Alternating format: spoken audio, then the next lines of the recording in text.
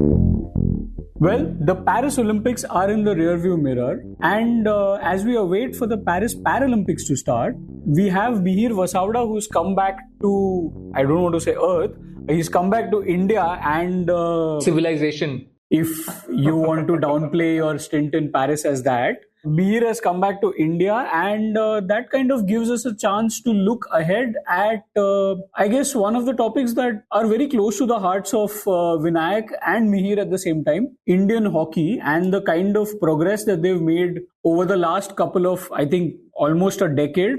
We're talking about this only because this kind of gets both of these guys to gush about it like proper starry-eyed, battle-hardened journalists to sound nahi karte. But teenagers with a crush. I didn't say that. Well, welcome to this episode of Game Time Podcast. This is me, Amit Kamath. Joining me is Mihir Vasavda, sitting right in front of me finally, and he'll be here throughout the year as opposed to Pod of the Rings, जहाँ पे वो 10 minute में भाग जाता था under some pretext or other. And we have Vinayakk joining us from Noida. Vinayakk, Mihir, welcome. I think we should just dive straight into it. Like, I know everybody would like to say that, Tokyo Olympics में bronze जीता, Paris Olympics में bronze जीता. They've basically defended a bronze. Is that an accurate summation, or should that bronze be looked at with gold tinted eyes or silver lining eyes or whatever? I mean, हम लोग को बोला था हम लोग gush कर रहे हैं, but you look at you like सीधा bronze को gold बना दिया. I was trying to dip into my bag of cliches and find the most suitable one here.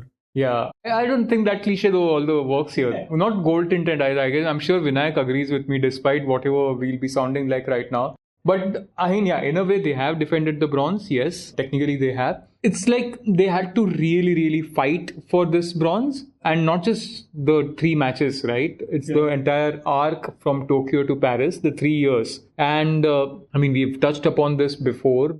The whole enormity of this bronze is, I think, as big or bigger perhaps than the Tokyo one. So in my eyes at least, this is a very, very big step or many steps forward for the hockey team rather than seeing it just through कि आपने medal तभी bronze जीता था, आज bronze जीता है तो progress क्या है, आप वहीं पर अटके हो. Actually नहीं यार. You could see the evolution of this team at the Paris Olympics. And I mean, Vinayakk, I guess, will agree because before literally every match, we used to kind of reverse jinx or whatever, assuming that there would be massive implosion on field and, India would just lose 100-0 or something like that.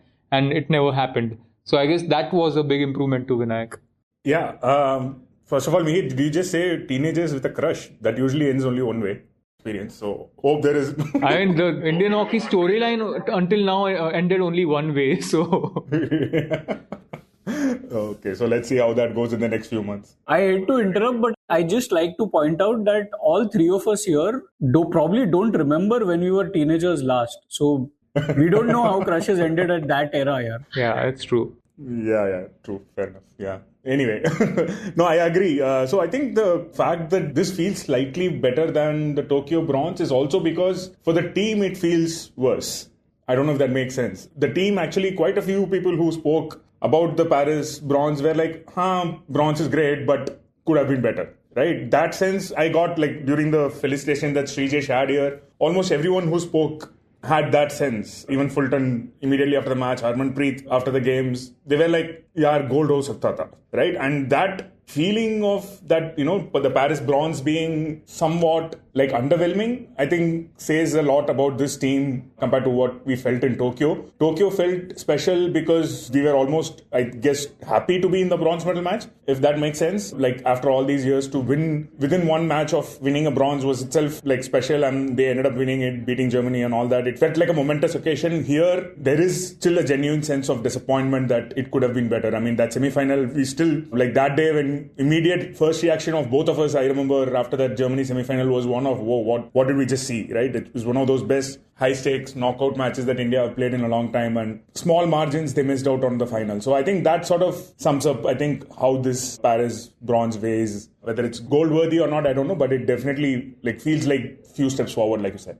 Yeah, and also at this point, I think a disclaimer is extremely important because we've spoken about the hockey team's medal during the games. And the only reason I've dragged Amit and Vinayakk to talk about is because teenage girl, something about teenage. No, like it was just that I was watching some of the matches all over again and I just literally gave these guys no option and बोला कि बात तो करना है अभी क्या बात करेंगे हमें पता नहीं था but बात तो करना है and that's how we landed ourselves here. Yeah, but Mihir, I think when you were talking, you mentioned this one thing कि stylistically थोड़ा team का evolution also हुआ है on the pitch when you look at them. Just kind of explain to our listeners कि what was the team like when they were playing in, let's say, Tokyo as compared to what the team looks like when they were playing in Paris? So I won't just say Tokyo, like I'll say the last 10 years or whatever number of years till 2023 January, which was the World Cup. And more or less they had like one common style of play, which was like proper. I mean, एक तरह से देखें तो what Liverpool's, Jurgen Klopp's Liverpool was like, right? Yeah. Gegen pressing, heavy metal,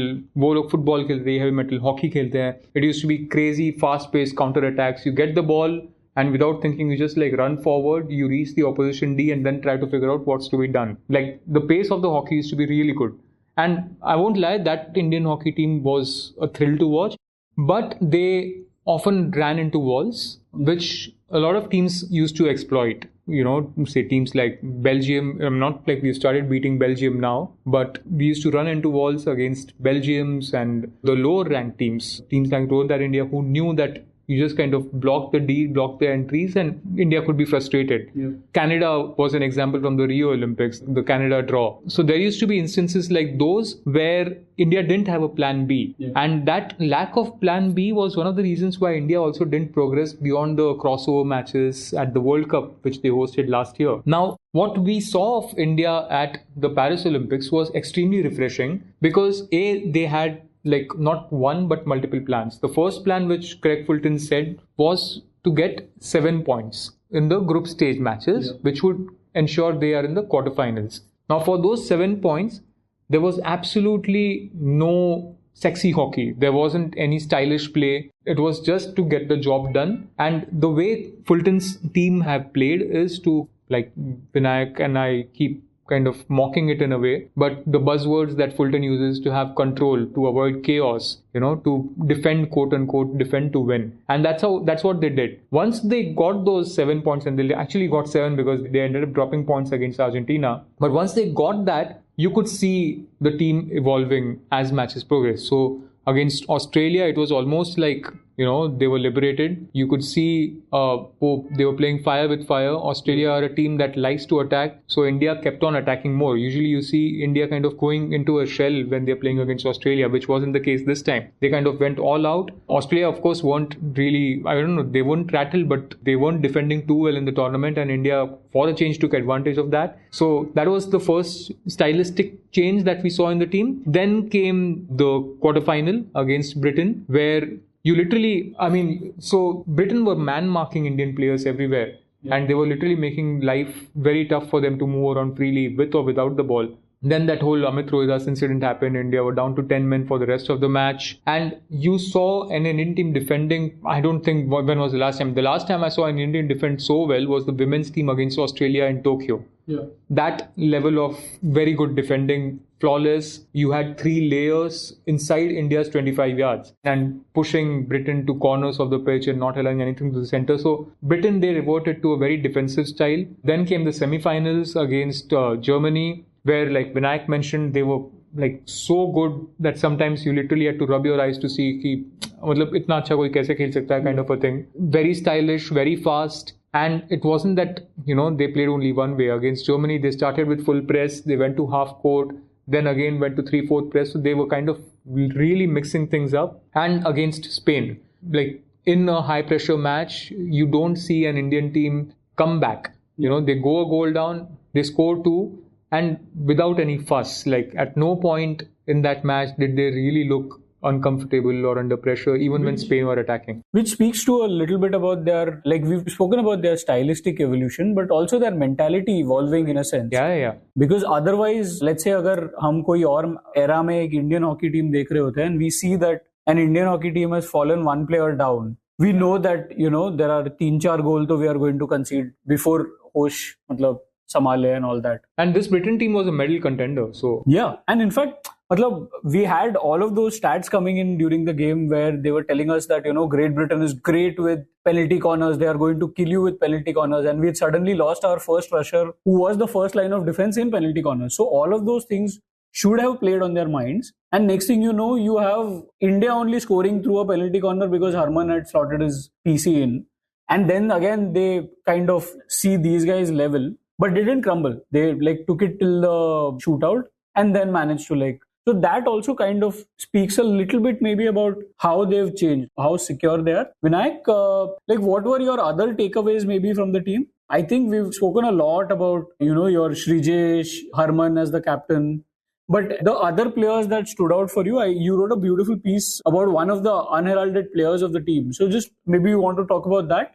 Yeah, just one thing to add to what you guys were discussing, the mentality aspect. Fulton actually met on the stage during the Shrijesh event. He made an interesting point that I think he was speaking about the Australia match where they decided that they're not going to respect Australia, right? I think that was a very key mental shift in how they see things. They're just not going to okay, Australia, we have problems against Australia. They are our nemesis. I think Mihir and I spoke about, I think we mentioned this to Fulton as well in one of our interviews that, Australia or India is a kryptonite. And he had a wry smile, I remember. But yeah, I think they didn't see it that way. And they knew that Australia were beatable. Australia were not having the greatest of tournaments. But for India to believe that Australia is beatable and actually go and do it was, I think, a very important piece of the puzzle. Just mentally knowing that, we are not behind Australia. I think we also spoke about this after the final defeat in Australia not much longer before Paris. Everyone was saying final, we still Australia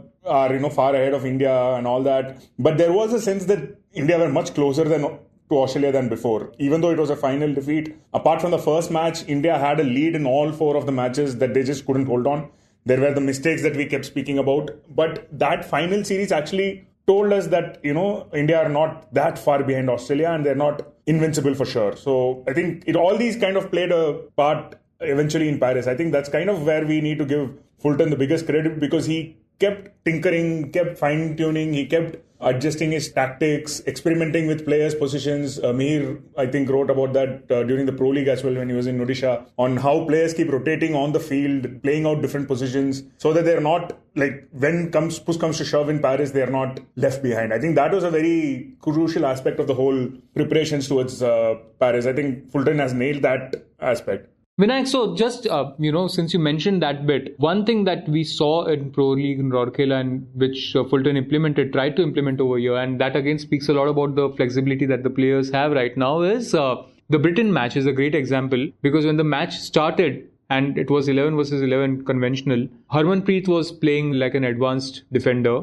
He was almost as a centre half where Manpreet plays. Manpreet was playing even more advanced. So you kind of saw what their game plan was to kind of attack and score early and, just not let Britain be comfortable. But then the red card happened. India were down to 10 men. Harmanpreet fell so far behind that he was almost high-fiving Shrijesh. Next to him was Manpreet Singh because Manpreet was playing so far advanced, so far up the pitch. He had to drop down as a defender. And all these things could happen because he kept on tinkering and trying out different combinations throughout the year. And I think we underestimated what exactly Fulton was trying to do until we actually saw. And there's something magical about that, no? A plan coming together right when you need it the most. Like आप Olympics में हो, and वहाँ पे ही suddenly it starts to materialize in front of you. All the things start falling into place. Now that we are talking about things falling into place, right? I just wanted to understand from both of you guys, because you've probably followed hockey much more than anybody else has. Between the 2 bronze medals, there was this World Cup, which was kind of like a disaster. And I'm pretty sure मैं अभी euphemism नहीं है ये शायद. But yeah, it was a proper disaster ही था. So just how should we look at that result? Do we look at it kind of like a reality check for our ambitions? Vinayk? Well, I think Mihir is better qualified to talk since he was actually there. At least a few of our journalist friends who I mentioned, sometime during Paris, I said, this feels like a little bit like Odisha or something. And they were like, what is Odisha? What happened in 2023?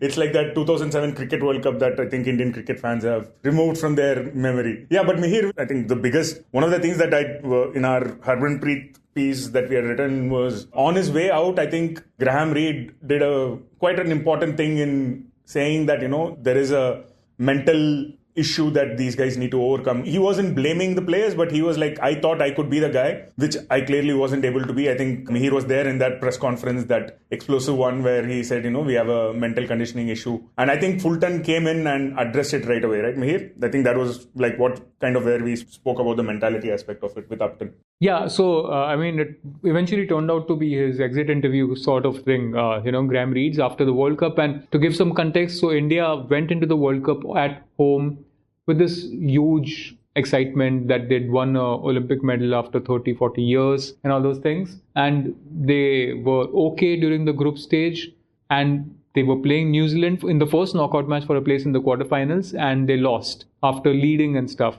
And that was a big shock because literally not many people saw that coming. I mean, they weren't expected to go on and win the World Cup, but no one really expected them to lose in the crossover matches. So, of course, that led to, Graham Reed, the coach who had led India to a bronze medal in Tokyo, being sacked. And one of his final press conferences, I don't think it was his last, but I think it was one of his last press conferences where he mentioned the need to have mental toughness. You have a full-time psychologist traveling with the team and stuff, how it would help. But I mean, the bigger storyline from that World Cup was how disjointed the team looked. The players played as if they were strangers. Harmanpreet was completely, he looked lonely. I didn't see him so unhappy on a field for a very long time, and he didn't have the right backup if his drag flicks weren't going in, there wasn't a plan B. Again, we come back to that. So that was there. At different corners of the field, Hardik Singh got injured and India's campaign collapsed. In the match against New Zealand, Srijesh got injured and, that didn't end well.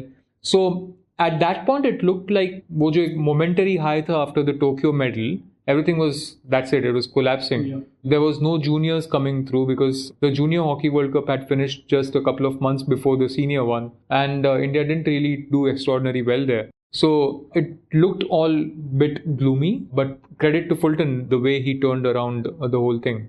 Right. I think we are coming to the close of this episode, but before we finish, I just wanted to check, obviously we have a second consecutive medal at the Olympics. Where does the Indian hockey setup go from here? Because you're also looking at a person like PR Srijesh leaving. You have a team that is coming here from a medal. Maybe Vinayakk and then Mihir would want to weigh in on that. Like, what does the future kind of hold for Indian hockey?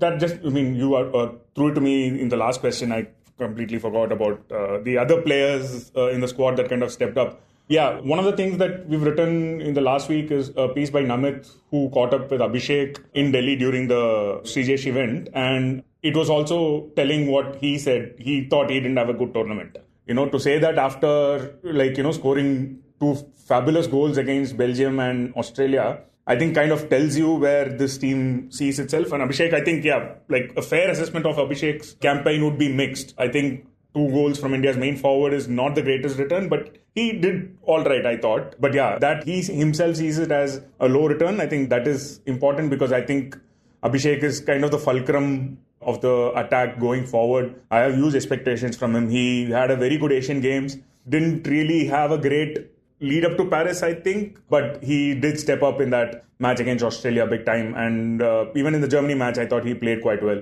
even though it didn't result in a goal per se. But I think, he is the one I think that India would look to anchor their attack going forward. One of the concerns I would say still is the dependence on Harman for the goals. Mihir mentioned it there. He stepped up beautifully from the Odisha debacle. It was a personal debacle as well for him as for the team. He didn't have the best of tournaments from the penalty corners, and for him to come to Paris and become the tournament's leading goal scorer at 10 is fabulous redemption story, that one. But if not Harman, who is a question that still remains. I think that was a problem that we identified even before Paris, that in Tokyo India had both Harman and Rupinder, but there was really no backup, even though the team kept saying we have Sanjay, watch out for Sanjay, we have a secret weapon and all that. It never really got to see it, and Amit wasn't used that much as well from short corners. So yeah, that is something that they definitely, I'm sure that is on Fulton's checklist if he has one, which I'm sure he does, is finding goals elsewhere from short corners as well as from the forwards. I think more outcomes and more goals from forwards is definitely something that we need to keep in mind as we look forward. I think one of the other things also was the squad itself.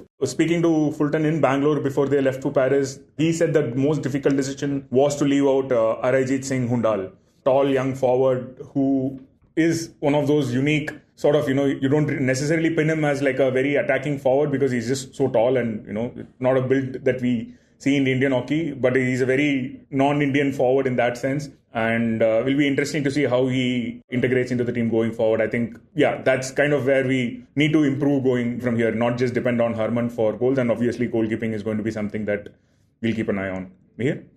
Mihir, you have full freedom to be like whatever, teenage, whatever you want to be. No, I would just say that all points that Vinayakk makes are all like the most important ones. And but my only thing here is that despite all these flaws, right, in the team, they managed a podium finish at Paris, which speaks volumes, especially at a time when I think very few sports are as competitive as hockey right now. I mean, hockey, I've always believed, is quite underrated when it comes to international sport. And literally any of the top 6-7 teams could have finished on the podium. The fact that Belgium and Australia could not even make it to the quarterfinals speaks volumes about the level of competition. Despite playing with just one track flicker who scores, despite having just, like very few field goal scoring options and all the other problem areas, that red flags that Vinayakk highlighted, the fact that the team finished among medals on the podium means, you are headed in the right direction. And I'll be optimistic this time because I feel truly that things will only improve. Hockey India League, which was one of the big reasons that India did well in the last 10 years, is returning at the end of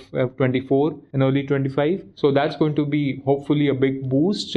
And I guess it will help in targeting developing players in these specific roles and specific positions. All the players who were in Paris and in Tokyo, most of them at least, were Hockey India League products. And you'd expect the same thing to happen once the new league begins. And also to have someone like a Srijesh mentoring juniors straight up will be interesting because he has exact knowledge of what modern hockey requires. And he's already done that during the Junior World Cup in 2016. So to have former players coming back into coaching is also a great sign. I'll be honest, and these are all very exciting times for Indian hockey. Right. On that very positive note, I think it's a good time to end our conversation. Thank you so much for listening. This is me, Amit Kamath, saying goodbye on behalf of myself and my co-hosts Mihir Vasavda and Vinayakk Mohanarangan. We'll see you next week with another episode of Game Time Podcast. Till then, see you. Bye. You were listening to Express Sports by The Indian Express. This week's show was edited and mixed by Suresh Pawar and produced by me, Shashank Bhargava. If you like the show, then do subscribe to us wherever you get your podcasts. You can also recommend the show to someone you think will like it. Share it with a friend or someone in your family. It's the best way for people to get to know about us. You can also tweet us at Express Podcasts and write to us at podcasts@indianexpress.com.